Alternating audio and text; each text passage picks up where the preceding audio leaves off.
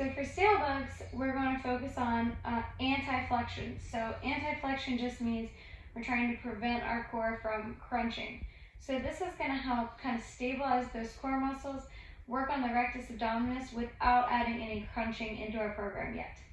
So you're just going to put your feet flat on the ground like a sit-up, and you're going to put your ball on your legs. So there's a couple progressions to this.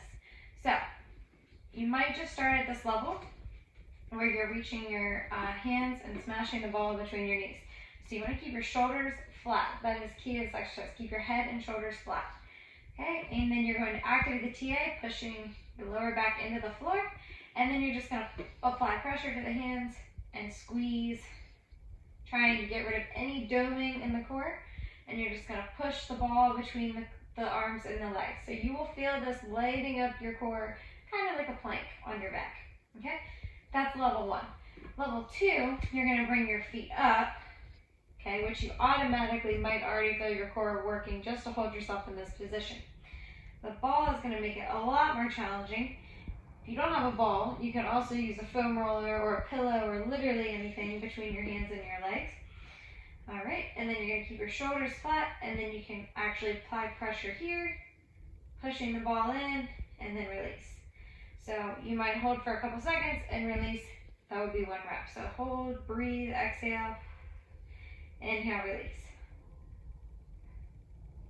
Release. Release. So that's how you would rep those out. Now, if you're on the level 3, if you're feeling really good in the core, you don't really have a lot of issues going on with diastasis or anything like that, you can even extend a leg. So I really recommend for you to practice these 2 versions first and get the feel of what it should feel like before moving on to level 3. But if you're ready for level 3, you're going to go ahead and extend an arm or a leg. So to move the leg, just the leg first, you're just going to extend a leg out, kind of like our bird dogs on our back, and come back in. Alternate legs. If you feel this in the lower back rather than the core, just bring your leg up a little higher.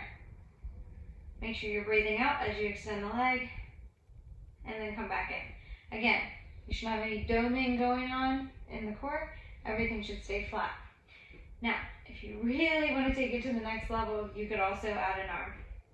So you're going to add the opposite arm and back in. So that is the full move. Make sure when you're doing this, you keep your knees over your hips. A lot of people start to achieve these by bringing their knees in.